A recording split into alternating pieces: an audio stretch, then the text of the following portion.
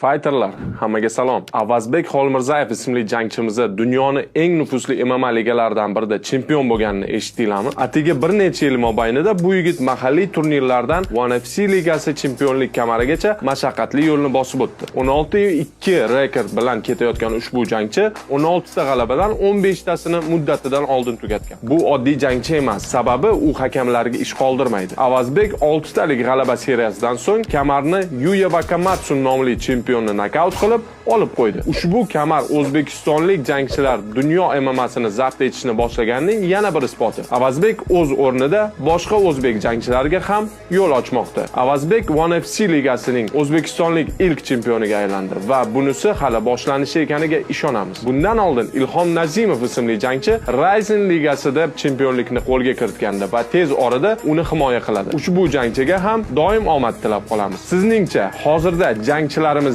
qaysi biri eng nufuzli kamar sohibi? O'z fikringizni izohlarda yozib qoldiring va Taktika Fighterga obuna bo'lishni unutmang.